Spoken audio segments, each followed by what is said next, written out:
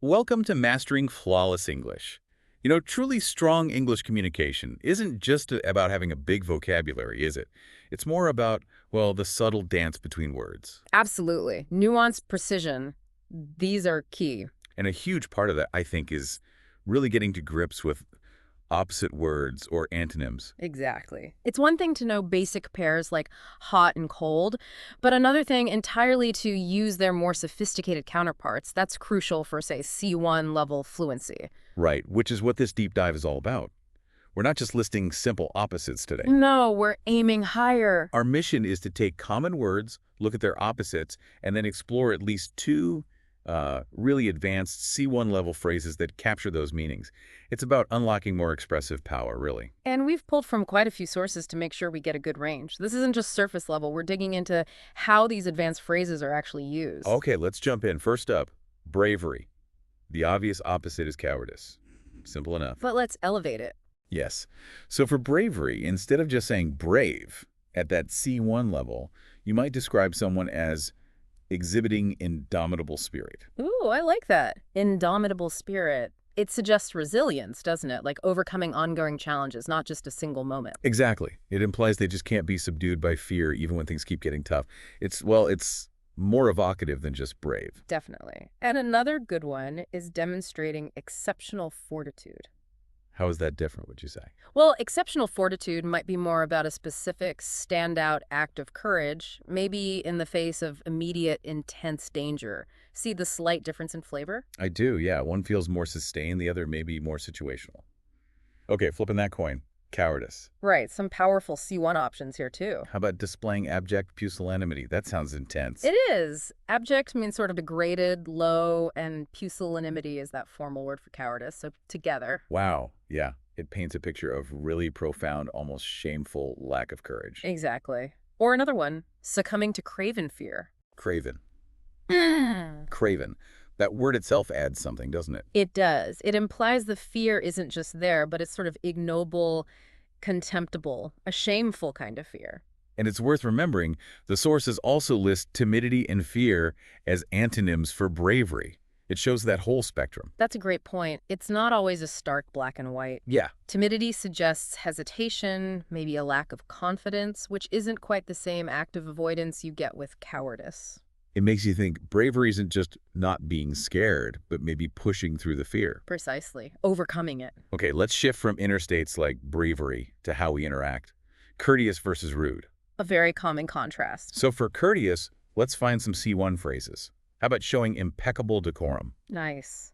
Impeccable decorum. Ah! That suggests flawlessly following social rules, really polished behavior, very formal. It implies a real understanding of social graces, doesn't it? It does. And another option, demonstrating refined civility. Refined civility. How does that feel different from impeccable decorum? Good question. Maybe impeccable decorum is more about hitting all the right notes, following the rules perfectly, Okay. whereas refined civility might suggest something more ingrained, a natural grace and thoughtfulness behind the politeness. I see that. Yeah, more inherent. Okay, now for the opposite, rude. We need some strong C1 options here too. Yo, definitely. How about exhibiting blatant boorishness? Blatant boorishness. That really lands. It highlights an obvious, crude lack of manners. Boorishness itself has that edge. It implies a real lack of refinement, maybe even a deliberate disregard for how you're supposed to behave, And another one, displaying egregious impoliteness. egregious, meaning really, really bad. Outstandingly bad. Exactly. Shockingly rude. Not just a small slip-up, but something genuinely offensive. And again, the sources give us more related antonyms for courteous. Uncivil, unrefined, discourteous. It shows that range again. It does. Uncivil might even hint at aggression. Unrefined, maybe just lacking sophistication, not necessarily malicious. And discourteous, perhaps a milder lack of consideration. Lots of ways to be impolite. Okay, let's change tack. Let's talk about scope.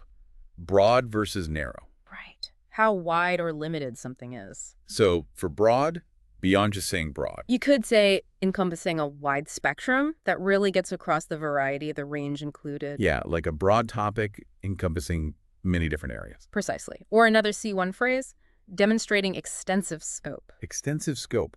How does that compare to wide spectrum? Are they interchangeable?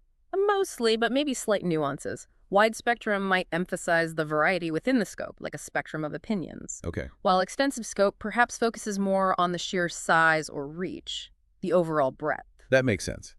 Now for the opposite, narrow. We could say confined to a limited purview. Purview. That's a slightly more formal word for scope or range, isn't it? It is, often used for authority or responsibility. So limited purview suggests restriction, staying within tight boundaries. Got it. And another way to say narrow. Exhibiting a constricted range. Constricted gives that feeling of being squeezed, very tight and limited. And interestingly, the sources also list little and tiny as antonyms for broad. Yeah, which shows how scale relates to breadth. A tiny viewpoint has a very narrow scope, right? It's about the extent. Good point. It's not just physical dimension. Right. Okay, personality again. Blunt versus sharp. Ah, yes. This can be tricky because sharp has multiple meanings.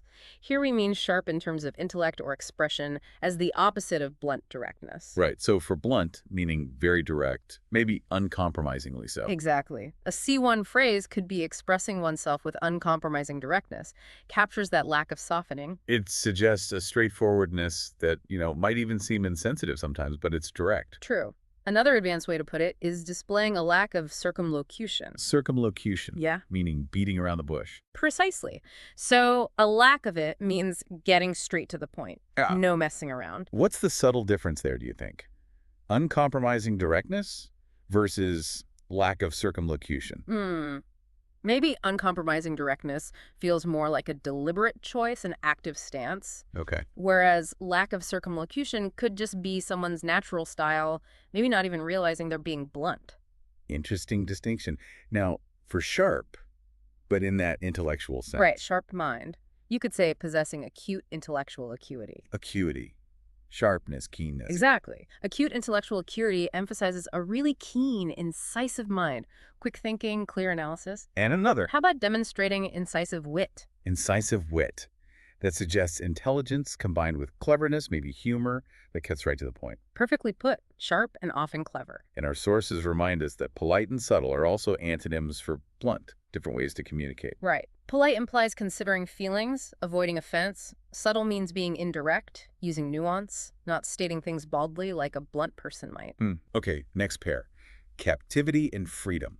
A fundamental opposition. For captivity, C1 level. You could use living under conditions of enforced servitude. That clearly spells out being held against your will and forced to serve. The enforced part is key there, no choice. Exactly. Another phrase is experiencing protracted confinement.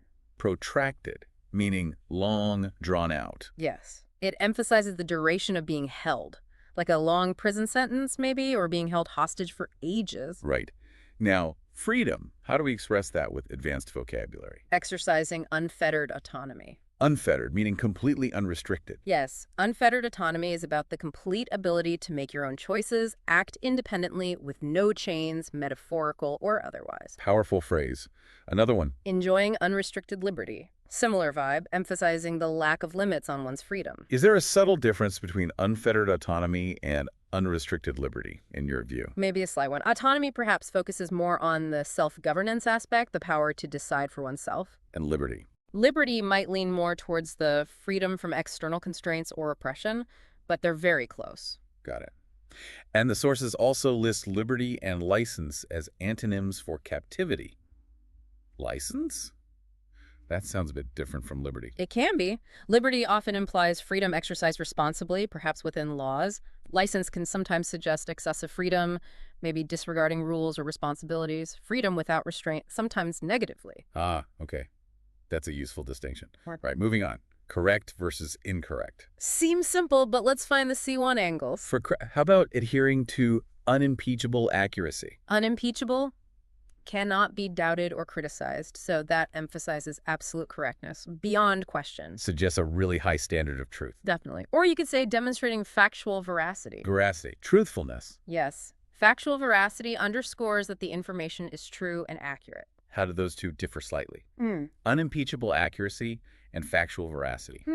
Maybe unimpeachable accuracy describes the state of being perfectly correct, the quality itself, while demonstrating factual veracity might focus more on the proof or evidence of truthfulness, showing it to be true. I can see that. Now for incorrect. Try containing demonstrable inaccuracies. Demonstrable, meaning you can point them out, prove they're wrong. Exactly. The errors are evident and provable. Makes sense. Another C1 phrase for incorrect. Exhibiting factual fallacies. Fallacies. So errors in reasoning or flawed arguments, not just wrong facts. It can encompass both, yes. Flaws in the facts presented or the logic used. And again, we have related antonyms for correct, improper, invalid, biased. Shows incorrect isn't just about facts being wrong. Absolutely. Improper means against rules or standards. Invalid, lacking a proper basis legally or factually. And biased, of course, means slanted, not objective, leading to an incorrect picture. Very useful nuances. Okay, back to personality. Cunning versus simple. Right. Cunning implies cleverness, but often in a deceptive way. So for cunning, a C1 phrase. Exhibiting artful deception. The artful suggests skill, cleverness in the deceit. Like, it's done with a certain finesse, even if it's morally dubious. Precisely. Or another one, demonstrating shrewd manipulation. Shrewd manipulation. That highlights the clever strategic control over others. Yes, the intelligence applied to influence or control people, often sneakily. What's the slight difference there? Artful deception versus shrewd manipulation. Maybe artful deception focuses more on the act of misleading itself, the craft involved. Okay. While shrewd manipulation emphasizes the outcome, the successful influencing or controlling through clever, perhaps deceptive means. Got it. Now for the opposite, simple. But not simple as in easy. Simple as in not cunning. Exactly. Guileless, you could say characterized by guileless transparency. Guileless transparency. Lovely phrase. Suggests complete honesty, nothing hidden. Right. The guileless part emphasizes innocence, the lack of deceit. Another option is demonstrating unpretentious clarity. Unpretentious clarity. So straightforward, easy to understand, no trying to seem fancy or complicated. Exactly that.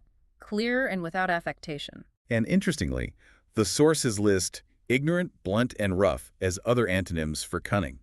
Yeah, it shows different ways of lacking that complex artfulness. Ignorant, lacking knowledge. Blunt, lacking subtlety. Rough, lacking refinement. All contrast with cunning's calculated nature. Fascinating. Okay, we touched on bravery earlier, but let's look specifically at courage, with cowardice again as the opposite. Sure, more C1 phrases for courage. How about displaying dauntless valor? Dauntless valor. Dauntless means fearless, unable to be intimidated. Valor implies heroic courage, so really heroic bravery. Very strong. And another. Exhibiting unwavering resoluteness. Unwavering resoluteness. So a really firm determination, not giving up despite fear. Exactly. That's steadfast mental strength. How do you see the difference between dauntless valor and unwavering resoluteness? Dauntless valor feels more active, maybe physical courage in a heroic situation. Unwavering resoluteness feels more internal, that mental fortitude, the determination. Good distinction. Now, cowardice again, C1 level. We can use demonstrating abject faint-heartedness. Abject, again, showing extremity.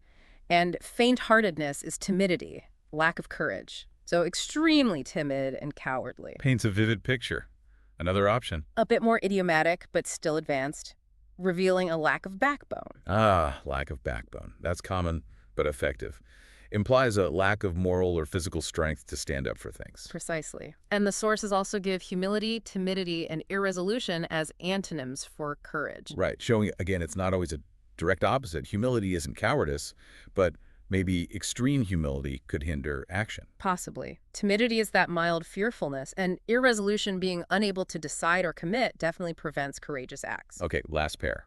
Emotions. Calm versus furious. A big contrast in emotional states. For calm, C1 phrases. Maintaining imperturbable serenity. Imperturbable. Cannot be disturbed or upset. So a deep, unshakable peace. Exactly, that resilience to external chaos. Another one is exhibiting placid equanimity. Placid equanimity. Placid is calm, peaceful. Equanimity is mental calmness, composure, especially in difficulty. So a calm, even temper. That's it. How do you differentiate those two? Imperturbable serenity and placid equanimity. Maybe imperturbable serenity feels like a deeper, almost untouchable inner state, whereas placid equanimity is more about the outward display of calmness and balance, even under pressure. I like that. Now for furious. Let's get some intense C1 phrases. How about seething with incandescent rage? Wow. Seething implies the anger is bubbling just below the surface. Incandescent suggests white-hot, burning bright. So incredibly intense, almost visibly radiating anger. Powerful imagery. and another. Displaying unbridled wrath. Unbridled, uncontrolled, unrestrained, so completely out of control anger. Precisely. Pure unrestrained fury. And the sources also list harsh, worried, and troubled as antonyms for calm. Different kinds of non-calm states. Exactly. Harsh, severe, not gentle. Worried, anxious, troubled, distressed, uneasy. All contrast with that peacefulness of calm. So as everyone can probably hear, getting comfortable with these advanced words, especially thinking about them in pairs as antonyms, it really does lift your English. Yeah. Absolutely. It gives you so much more precision, more nuance, more impact. And crucially, it helps you understand more complex things you read or hear. It's a big part of mastering that C1 level and beyond. Definitely. If you found this deep dive into mastering flawless English valuable, we really hope you'll subscribe, like, and maybe share this podcast testimony. It helps YouTube get it out to a larger public. And please do check the link in the description for our resources. And maybe a final thought to leave you with. Go on. Actively look for chances to use these phrases. Don't just learn them passively. Try weaving them into your speaking or writing. That's the key, isn't it? Consistent practice. That's how they become a natural part of your own advanced vocabulary.